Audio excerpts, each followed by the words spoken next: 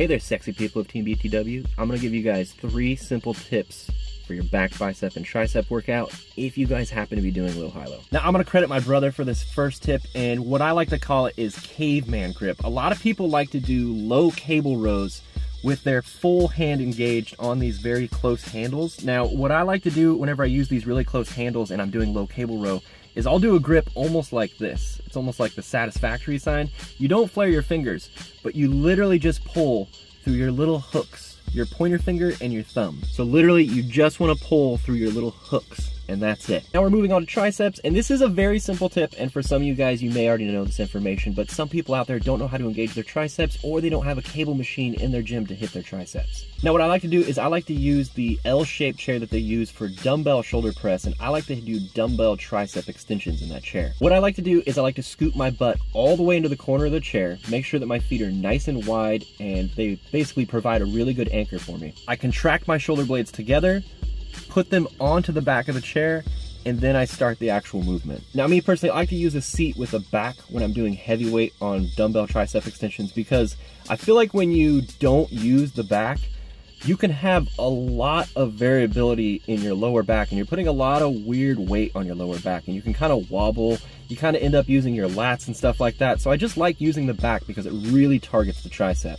Now onto biceps, and this one is just a simple little superset for you to do. It's just as simple as finding something to sit on and do bicep curls so that you don't use any kind of leg motion. You're not allowed to buck or jump at all to give yourself momentum on the movement. And then after you're burnt out on the chair where you're not able to move or buck or give yourself any momentum, you have to stand up and finish doing curls until you can't do them anymore. Now it's okay to break form just a little bit on these last burnout curls when you're standing, because you've already done the real set when you were seated and you weren't able to buck at all. All right, enough about working out. Time to talk about this very old tradition from, I believe, my aunt. I think it was passed down from my grandma to my aunt.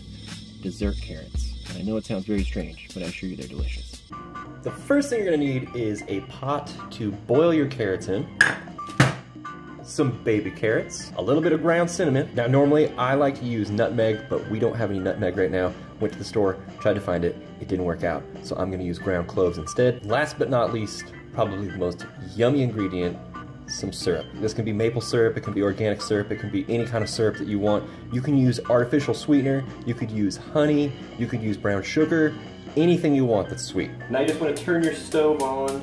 Go, there you go. Now you're gonna let this sit on the stove until it starts boiling. Now before the water starts boiling, what you wanna do is you wanna put in your ground cloves, or you can use nutmeg. I didn't have any nutmeg. This is when you would wanna add your nutmeg, or if you're doing what I'm doing right here, you just wanna add your ground cloves right now. Just a very, very small amount. Now what this is doing right now is this is just kind of like flavoring the water so that this taste is gonna basically saturate the carrots later. Whoa, whoa, whoa, that's a little bit too much boiling there, a little pot of water.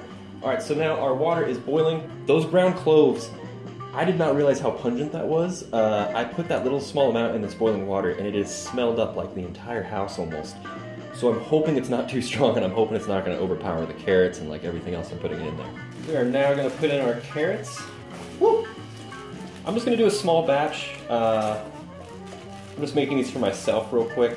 It is up to you how long you wanna boil your carrots. Me personally, I boil my carrots for a long time when it comes to this recipe because I absolutely hate the texture of carrots. I really don't like the texture of a lot of vegetables. Carrots is one of the main ones that I cannot stand. So I will boil these for like maybe 10 to 15 minutes, somewhere in there, so that they get nice and mushy. Okay, the next step to this is very, very important to dessert carrots. If you want your dessert carrots to come out right, you have to go watch The Office for about 10 to 15 minutes while you wait for your carrots, and I promise you your carrots will turn out 10 times better. Now what I do to see if these things are done or not is I'll just take whatever utensil I'm using to stir them, and I'll just kind of push one on the bottom and then push and see if it slices in half or not. And these ones are doing that, so we are in good condition. Cool.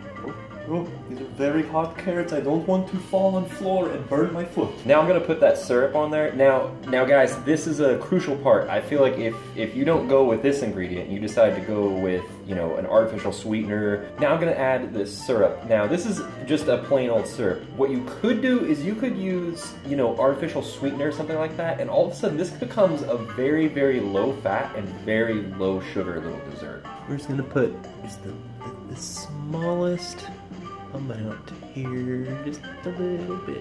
Now I'm gonna stir these just a little bit to kind of get them coated in syrup so that they're all sticky. Now we're gonna put on our cinnamon. Now I'm gonna have to find myself one of these and try one because I've never used those ground cloves before, and I'm gonna see if it kind of overpowered everything or not.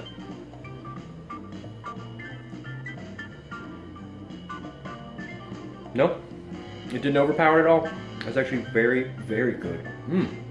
Girl. Woo. Now yet again, guys, you could turn this into a little bit more of a healthy dessert if you decided to use like an artificial sweetener, or maybe a little bit less syrup and more cinnamon or something like that. This is just how I decided to do it because this is just what I have laying around the house. Hope you guys enjoyed, and I will see you next time. It's very good.